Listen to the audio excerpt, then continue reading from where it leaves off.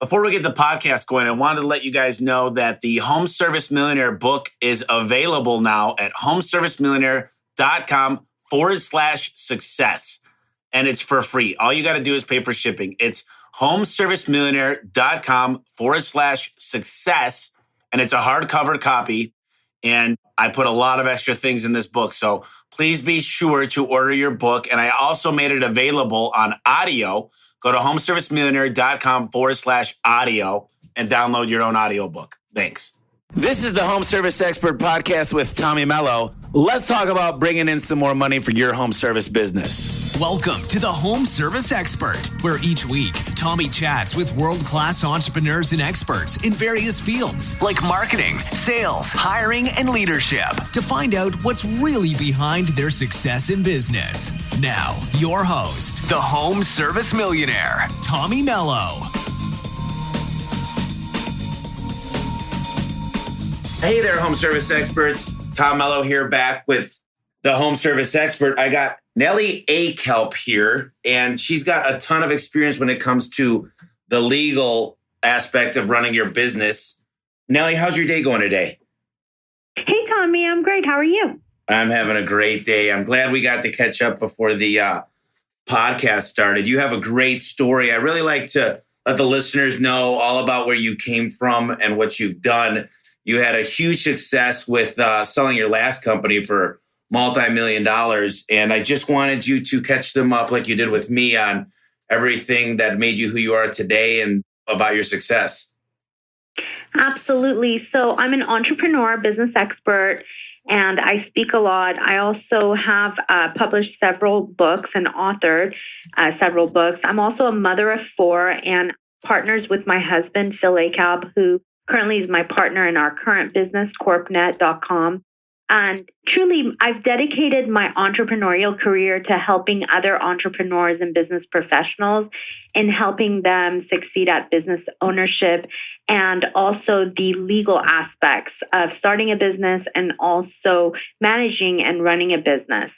Currently, as CEO and founder of CorpNet, I've helped probably over 500,000 small business owners and licensed professionals get their business off the ground.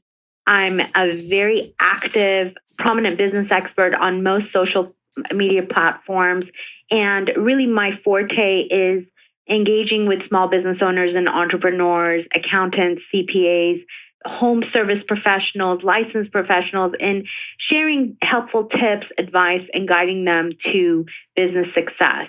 I often contribute on small business legal matters to media outlets such as Accounting Today, Insightful Accountant, Small Business Trends, Entrepreneur, Forbes, Mashable. And really what this stems from is my over 25 years of experience in having started multiple businesses and having sold one to a publicly traded company. So my passion is entrepreneurship. My passion is helping other small business owners and getting them to know the benefits of making sure their business is legal and making sure they have all their T's crossed and I's dotted when it comes to business ownership and making sure that all the legal aspects of their business, including topics such as, should I get incorporated? Should I set up an LLC? Asset protection, liability protection is all covered, and they're covered from that basis.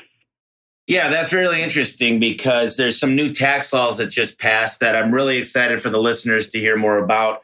And it sounds like you're an expert in that area. So I'm really excited to dig in. You know, the first question I always ask is, when I started the business, the biggest thing is I was working so hard in my business. I was working 12 hours a day. I was literally destroying relationships. And I really took a step back and started working on the processes. I wanted to see for you, what was your biggest challenge? Obviously, being a mother of four, you're an author, you're a contributor everywhere, All Business, Mashable. I mean, you named a ton of them. Tell me a little bit about your challenges for your career and how you overcame them. So initially, when I first started my first business back in 1997, really, there was no challenges. It was a very unsaturated market for us when we launched our first company. And it was a perfect level playing field for us to get our foot in the door and start competing in the marketplace. And frankly, it was so fast. The business grew so fast that we had a hard time keeping up with it. And before we knew it, we were approached with somebody wanting to purchase us for a large sum of cash. So I would say most of my challenge has been with starting my current business at CorpNet. And I think the biggest challenge I have is we started CorpNet in the digital marketing age, which was back in 2009. And we started a business in a very saturated market with tons and tons of other competitors offering the same services as we do today. But that didn't stop us because that's the beauty of entrepreneurship. You can't fail. And even if you do fail, you get up and you find another opportunity that presents itself. And for us, the biggest challenge was obviously gaining market share the second time around. And then balancing, for me personally, balancing what was required and running the business and growing the business versus what I was passionate about doing. And I had to balance that because any new business, it's like having a child and it's giving birth to a child. So you have to nourish it and you have to water it and you have to seed it so that it grows. So for me, the biggest challenge was balancing the have-tos versus the things that I wanted to do that really inspired my creativity as an entrepreneur. Yeah, I love that. That's so important, is to really do something you're passionate about. Most of the people are home service owners or at least involved in a home service company that are our listeners. And I think a lot of us have really learned from trial and error and making mistakes. What's the biggest mistake that you see entrepreneurs making when it comes to legal issues when they're first getting going? I think the biggest mistake entrepreneurs make is starting a business without doing their research and doing proper research, such as checking to make sure the business name is clear before printing up the name of the business on a business card or a letterhead, and really, really preventing themselves and protecting themselves from ending up on the long side of a trademark infringement suit. The second biggest mistake, in my opinion, is not setting themselves in a business structure or business entity, such as incorporating their business or setting themselves up as an LLC. And then the third, in my opinion, is not having a business plan. I think a business plan is crucial and critical for any business, no matter how small you are. And even if it's a one-page document, as a business owner, it would behoove you not to have one. Yeah, you need a roadmap. And I interviewed a guy from my Houston market today, and I said, what's the number one attribute you look for? And he said, I ask people during an interview what their goals are. And a business plan is basically your goals on paper. You wrote something down to look forward to. It's a path, a strategic path, or a blueprint for success. So I 100% agree with that. You brought up a limited liability company, and I've got a few questions because I'm an LLC. A lot of people elect to do their LLCs in Nevada, or I think another one is like somewhere in the East. Tell me why that is. Why would somebody set up an LLC? I know that there's tax loops around it, and some of them you're not able to look up who the owner is. So tell me a little bit about that. So an LLC, also referred to as a limited liability company, is a newer type of entity that most states now often recognize. And the way I characterize this entity is you get the best of both worlds. You get to have your cake and eat it too. And for those business owners who really want to be protected and want to have the liability protection, the asset protection, but really don't want to deal with all the paperwork and all the formalities, the LLC is the best route to go. Anyone can be a member of an LLC. Again, it will provide you with liability protection. It will protect your personal assets. And truly, if the business is properly formed and maintained as a properly ran limited liability company in the state that they're conducting their business in, then God forbid, if the business gets sued, only the business would be liable to the extent of the assets within the LLC. The other big benefit of, again, having an LLC versus a corporation is with an LLC, anyone can be a member of an LLC. There are no requirements as to who can be a member of an LLC. And furthermore, you have that pass-through tax entity feature with an LLC where all the taxes flow through and are reported on the individual members' income tax of the LLC members. So you don't get taxed twice, whereas you would with a C corporation. So there's that whole idea of the pass-through deduction, which is a huge hype and a huge benefit of the LLC. There's also the limited formality feature, which the one piece of document that controls the LLC is the operating agreement, and all the members jointly sign the operating agreement and it stays at the principal place of business. So for a business owner who really doesn't like too many formalities, too much paperwork, and wants to have a business entity that will protect them and will protect their personal assets, the LLC is the best way to go. And the only caveat is that as a business owner, if you're planning on being an employee of your business, then you may want to consider the S corporation route instead of the LLC, because as an LLC, you cannot be an employee of your LLC. You can only take draws as a member, which may subject you to higher self-employment taxes. Whereas with an S corporation, which again has all the benefits that an LLC will provide to you, plus that pass-through deduction, except for the fact that there's a little bit more formalities involved and you have to qualify to become an S Corp. But if you do, again, you as a business owner of your business can also be an employee of your business so that you can build retirement and, get all the benefits of being an employee of your own corporation. Isn't there a form out there? It's like 8832 that allows you to be an LLC and do your taxes as an S Corp. I believe that's what we do. Great question. Absolutely. And that was exactly what I was going to go towards. So as an LLC, you do have the option of being taxed several ways. If you are a single man LLC, you would be taxed as a disregarded entity because you're a one-man show. As a 2 or more member LLC, you can be taxed as a partnership, or you can be taxed as an S corporation. However, again, you have to pass the requirements of meeting the S corporation requirements before your LLC can elect to be taxed as an S corp for tax purposes. So one of the things as a business owner, I think all of us might have in the back of our minds that we worry about is nobody really loves to get audited by the IRS. And I know that a single member LLC has a much higher probability. And what my CPA and I elected to do was make my sister a very, very, very, very tiny member. Not that I'm afraid to get audited, but that's the whole process in itself. And I don't think any business owner loves the process of that because it's a lot of work and it's time consuming and it's expensive. Do you have any recommendations for that for some of the listeners out there as far as when they form it to really think about, I'm not going to say audit proof, but being a little bit less of a consideration to get audited?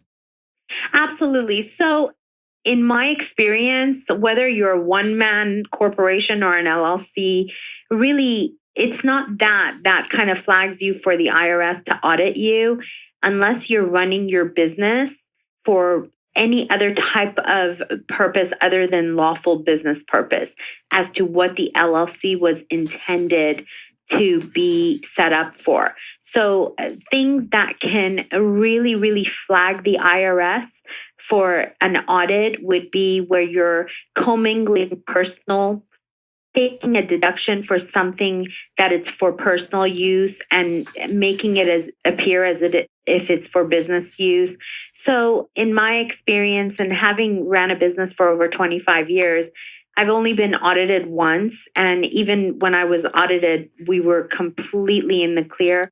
But my suggestion is keep a paper trail of everything you do and keep it separate. Keep your personal assets separate from your business assets. Keep your personal expenses separate from your business expenses.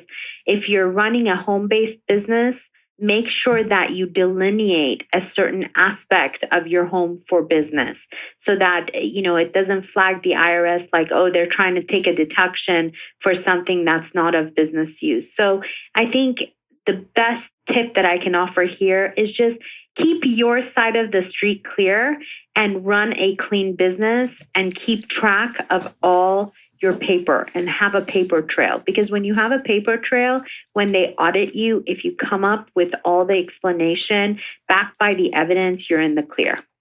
Okay, well, that's great advice. I think that as a small business owner, a lot of us just get so tied up from day to day. I know that I use tools now, like there's one called Neat Desk. There's an app that allows you to take pictures of your receipts if you're out at a restaurant. And what it does, it uploads to QuickBooks or whatever CRM or tax accounting service you're using to, basically keep track of that stuff in a paper trail, even though it's a digital paper trail. Is there any tools that you recommend or are fonder of? So we have a business tool with our business called Business Information Zone. It's kind of like a business tracker for your business. And typically it's free of charge. We don't charge anything for it, but it's basically a CRM for the business owner to come and register their business free of charge.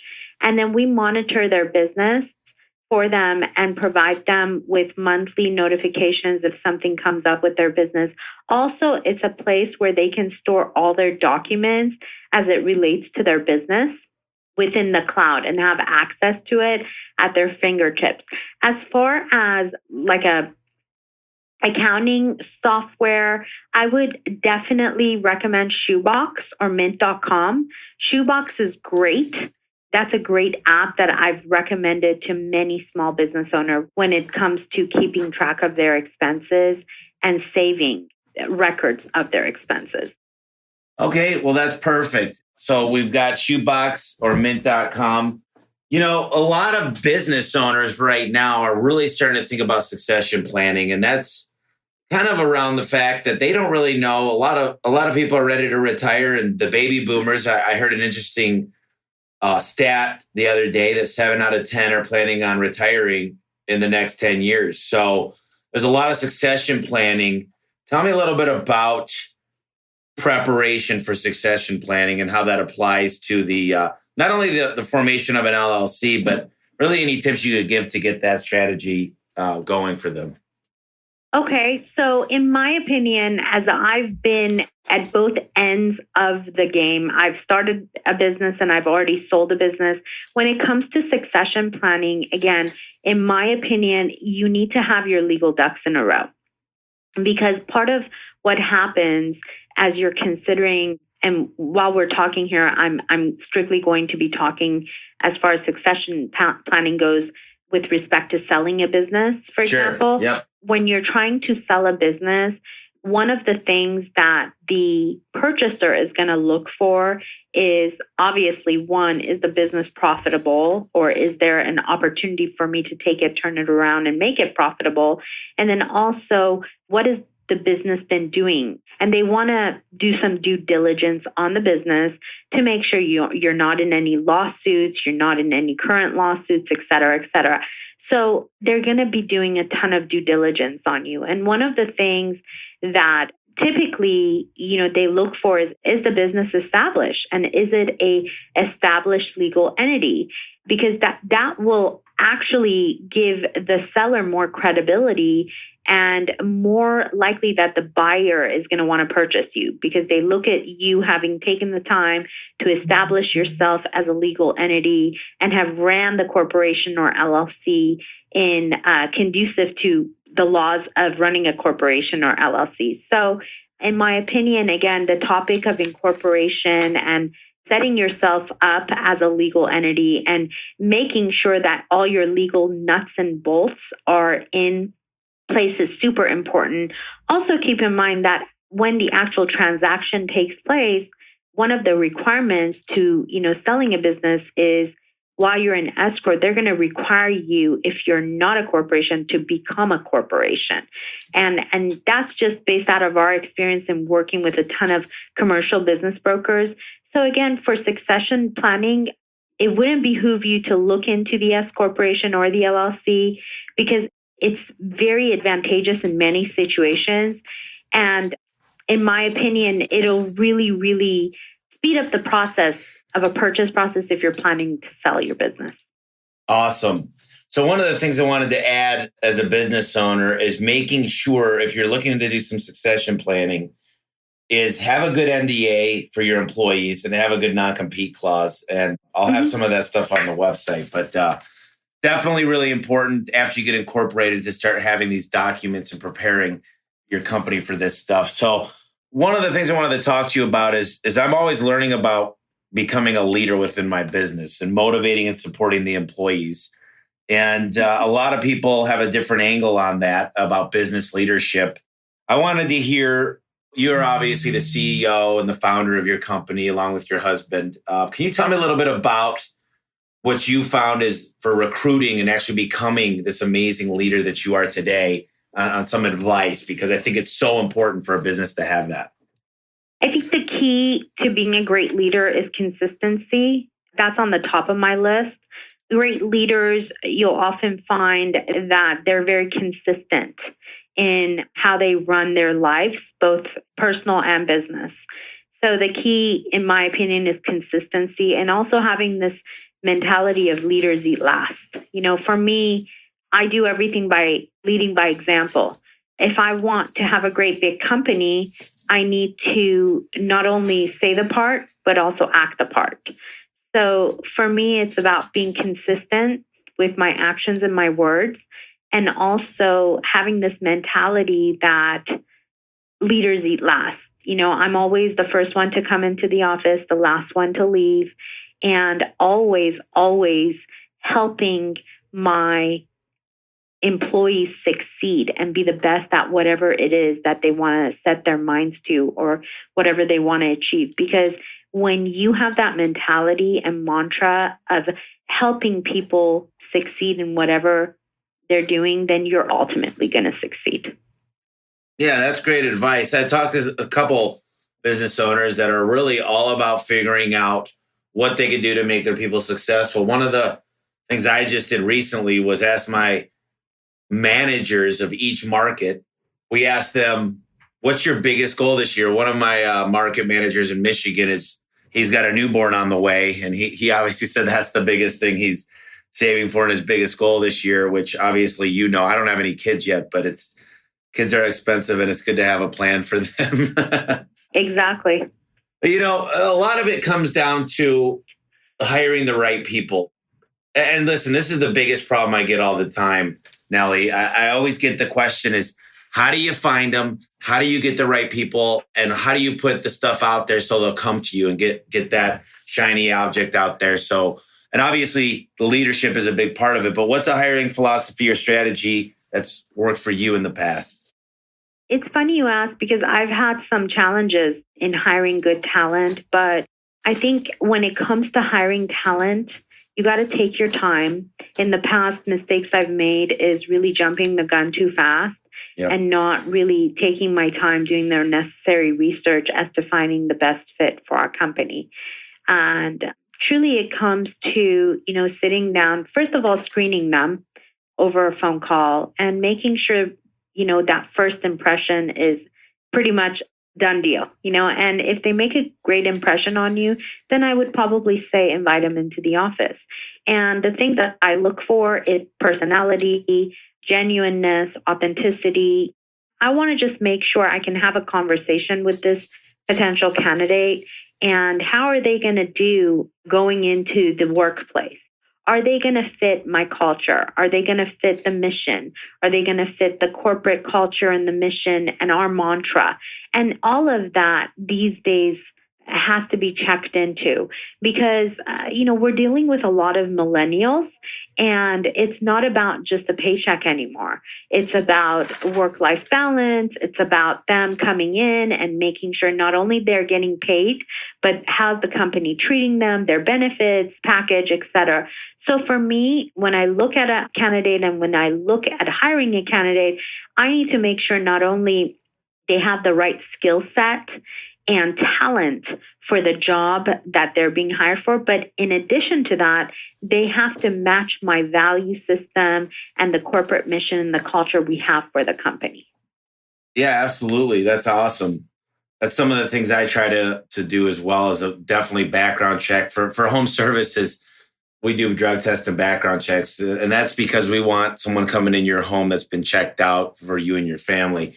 Listen, you've been with your husband working with him for 14 years. I got my mom, my stepdad, my cousins, and it's not easy sometimes working with family, especially your personal relationships. Well, I've been with my husband for 25 years, and I've been working with him for probably 22 years. Amazing. Okay, yes. Okay, so tell me a little bit about that. I mean, I don't want to get into your personal life, but a lot of people, especially in the home service industry, we work with our loved ones. And do you have any good tips for that? It's hard. It's not easy, and it can get really challenging, especially if the business is not profitable. My tip to you is keep the business stuff at the business, or try as hard as you can to not bring it into your personal home and keep it within the business. And when it's time to shut off and go home, just try to focus on family and your family life. In addition to that, you're not always going to agree to everything. So you got to make sure you put the ego aside and make decisions based on what's in the best interest of the company. Because if you put the ego above, then you're sure to see that your business is going to fail. So for us, why it works is we have a good dynamic. We come from two different aspects when it comes to running a business. He's more technical. I'm more operation. He's more the idea man behind the whole gig. I'm more the executor and kind of getting things in action. So it's a good mix. Plus, for us, we don't know how to do it any other way. We pretty much got out of law school and decided to start a business together. And that's all we know. So there's a certain magic that happens with the two of us, but also we have those days whereby we want to kill each other and we just put our egos aside and try to do what's best for the company. Yeah, that's very interesting because it's hard to leave that stuff at home. I have such a hard time because when I get together with my family, it's like work comes up. So that's great advice. It's something that I'm really, really focused on right now. One of the things that we talked about before we jumped on is the new tax laws that passed. And I think there's huge opportunities to take advantage of for business owners. Can we talk about that for a little bit and some of your advice and how to take advantage of what's out there and kind of explain to us what this new tax law is going to do for our companies? So again, I'm not a tax expert and my tips are just generalized. Simply stated, for those of you who are small business owner, the new tax law suggests that as a small business owner, you want to consider looking into possibly becoming a corporation by getting yourself incorporated or set up as an LLC because you may be eligible to higher tax breaks. So I'm going to leave it at that. But for any of you who'd like a free complimentary consultation with one of my business startup experts, you can always call into CorpNet. I'm sure Tommy will have links on the podcast as well so that you guys know that we're very open to providing you with guidance, resources, tools, and providing you with a consultation as to why this new tax law really benefits small business owners, especially if they decide to become a corporation or LLC. Yeah, my CPA told me I'm going to save upwards in the 10 to 15 percentile range, which is amazing. And I'm very excited about that because I pay a lot of money in taxes. Yeah. We're going against these days in market. I'm marketing against some mammoth companies. And if you're in the air conditioning industry or roofing or anything, we're going against these national companies a lot of the time. And you call it like the 800-pound gorilla, like Amazon, and you compete against these people. And tell me a little bit, it's the David and Goliath story. Tell me a little bit about the advantages of being an underdog and how we could compete with the monsters out there. I think it's a benefit. I think it's truly a benefit to be the underdog because you get to see what these 800-pound gorillas do and learn from their mistakes. And for us, it's a big benefit because I get to work much more closer with my clients. And it's all about really carving out a niche for yourself. So my whole mantra with the whole idea of coming out with a business idea in a saturated company is they need to remember you. And if the client remembers you, if the client remembers your brand, if the client remembers who you are and how you made them feel, it doesn't matter who you are and who you're competing against. It all boils down to who you are and your brand. And if you've created a lasting impression in your client's mind, they're going to come back to you. Also, for me, I'm of the school of thought that there's plenty of business to go around for everybody, no matter what type of a market you're in, especially for me who does compete against not only my old company, but thousands of other companies in doing similar things that we do. Again, I'm constantly on my competitors. So in my opinion, it's a big plus to have a 100-pound gorilla out there. Yeah, that's great advice. That's one of the things that all of you guys should be doing in the home service industry is calling the top 10 competitors, finding out their discounts, and offering a price beat guarantee if it's apples to apples, and putting that on all of your marketing materials. I think that that's amazing advice. One of the things that you've done that I'm super impressed by is you're a contributor everywhere I look. You become Forbes, Huffington Post, Mashable. I mean, it goes on and on. Tell me a little bit about the people out there that are looking to become a contributor to some of these sources and how to go about the process of doing that. I don't know, becoming an expert in your industry is something that everybody should strive for. So can you give us a pointer on how to do that? I think it's about non-self-promotion. If you want to get yourself out there as an influencer in your craft and in your trade, I think it's about just sharing content that's completely non-self-promotional, and it's really tip-based, and it's giving tips and good advice to other people in your industry out there. And the way I started is having so much experience in the business startup compliance world. And after having sold my first company, I decided to put up a blog and start sharing content on my blog, and then taking my blog and sharing it all over social media. And then slowly but surely, when you start having so much content underneath your belt and having shared it on your social media, other people, other influencers get to take a look at you. And then oftentimes you'll just get approached. Hey, do you want to write for us? And it's truly, in my opinion, about being authentic, being genuine, and being completely non-self-promotional, because people don't want you to sell them stuff. The sale will happen as long as there's that zero moment of truth, which is establish trust and credibility. So what you want to do out there is establish yourself as a credible source and as an influencer. And then oftentimes what will happen is you can start going out and pitching yourself to these outlets, or these outlets will come to you and start asking if you'll share content with them. So what does that process look like? Let's just say Entrepreneur or Forbes, and I've done it myself. I'm a contributor to several of these places. I got started in the Young Entrepreneur Council, and they helped me become a contributor. They got me into a lot of those places. I used that to get myself into them as a contributor. Is there any insight on the process? Like, where would I get started after I share it on social media? What's the best way?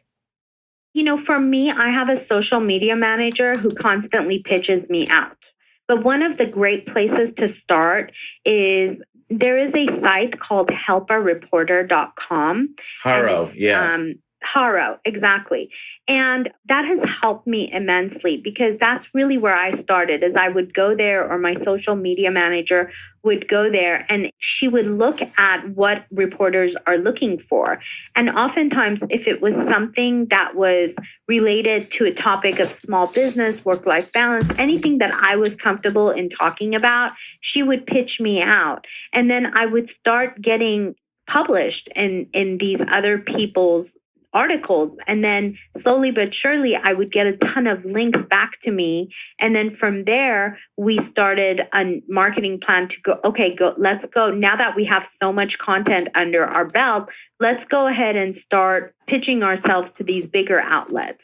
And to be completely transparent with you, I didn't land Forbes until recently.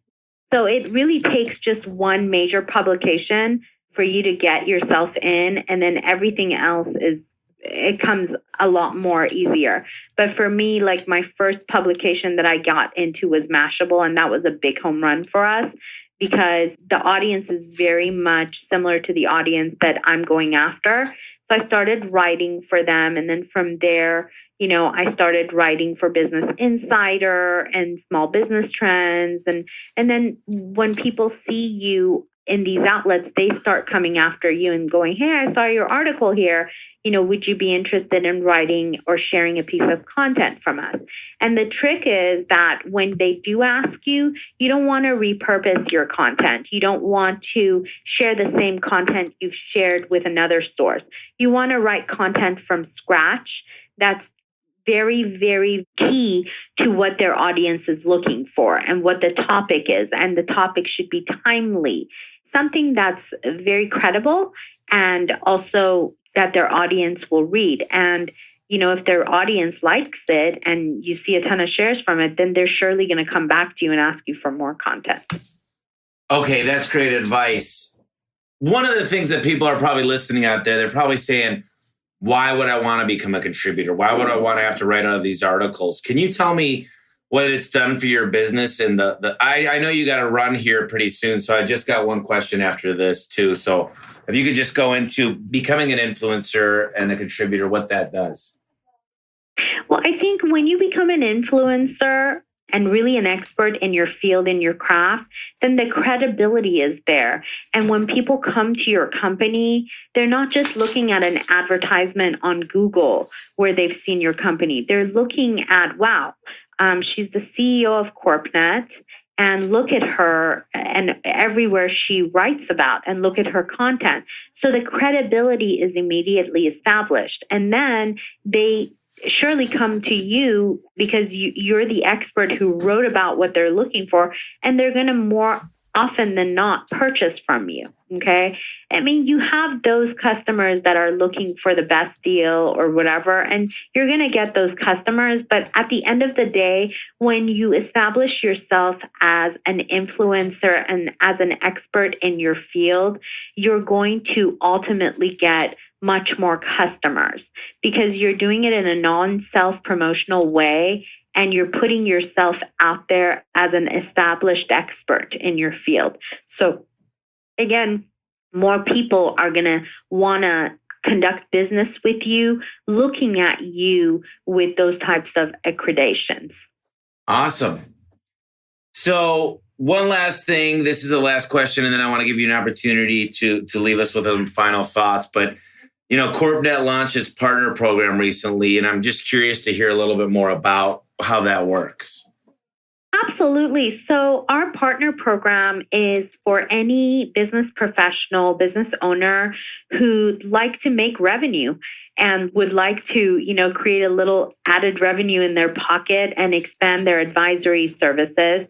If you're looking into offering business formation, entity formations, or any type of corporate compliance services to your clients or to whoever else needs it, you can join the CorpNet Partner Program as either a referral partner or a reseller and start making some added extra commissions.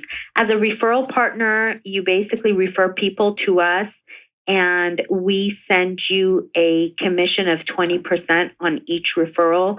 As a reseller partner, you basically receive wholesale pricing, and you can sell our services to your clients at a marked up rate. And we can offer white label services, private label services. So all the information about our CorpNet Partner Program is at www.corpnet.com/partners with an S at the end. And if you have any questions on basically setting up yourself as a corporation or LLC, you can directly visit our website at www.corpnet.com or simply pick up the phone and contact us at 1-888-449-2638. You can also email us to info@corpnet.com. Perfect. So I'm also going to put a link to have all your information on homeserviceexpert.com. And I'm just going to do /Nellie so you can get a lot about her. And I'm going to put some different publications she's done, some different books on there that she's written. So Nellie is spelled Nellie. So homeserviceexpert.com /Nellie. Nellie, what I like to do at the end of the podcast is just kind of hear some final thoughts from you. If there's anything we may have left out that you feel like it's important for the listeners, I definitely like to give you an opportunity to express those thoughts. So for those of you thinking about going into the home service industry and haven't started yet, I would say be passionate about what you do. It's all about doing what you love and loving what you do daily. And being consistent and showing up is the key. And for those of you who are already a home service expert, I would definitely recommend you to check us out and check out our services and check out how we can benefit you as far as thinking about taking the next step, protecting your assets, protecting yourself from any sort of liability by considering incorporating or setting up as an LLC. Perfect. Well, Nellie, I really, really appreciate you jumping on today. I learned a bunch of stuff, and I definitely would recommend making sure that all the listeners out there are. It doesn't make sense to be a proprietor now and not set up an LLC or an S Corp. So get with Nellie. She'll get you set up. And like I said, thank you so much for taking the time today. And I look forward to doing this again in the near future. I look forward to it too. Thank you for having me. Okay, great. Well, have a great day and a great weekend, and we'll talk to you soon. Absolutely. Take care. Bye-bye. All right, bye-bye. Hey guys, I really appreciate you tuning into the podcast. I wanted to let you know that my book is available right now on Amazon. It's called The Home Service Millionaire. That's homeservicemillionaire.com. Just go to the website. It'll show you exactly where and how to buy the book. I poured 2 years of knowledge into this book, and I had 12 contributors. Everybody from the COO at Home Advisor to the CEO of Valpak, and of course, Ara, the CEO of Service Titan. It tells you how to have the right mindset and become a millionaire and think like a millionaire. It goes into exactly how to turn on lead generation, have those phones ringing off the hook for the customers that you want to be calling, where you can make money and get great reviews. It also goes into simple things like how to attract A players. Listen, if you want a great apple pie, you need to buy good apples, and you need to know where to buy those apples. And it also talks about simple things like knowing how to keep the score. You should have your financial check every week. You should know exactly what's coming in and out of your account. You should know when to cut advertising that's not working. And more than anything, you should know how to cut employees that aren't making it for you. Listen, you might have a big heart, but this book is going to show you how to make decisions built on numbers. I hope you pick up the book, and I really appreciate everything. I hope you're having a great day. Tune in next week. Thank you.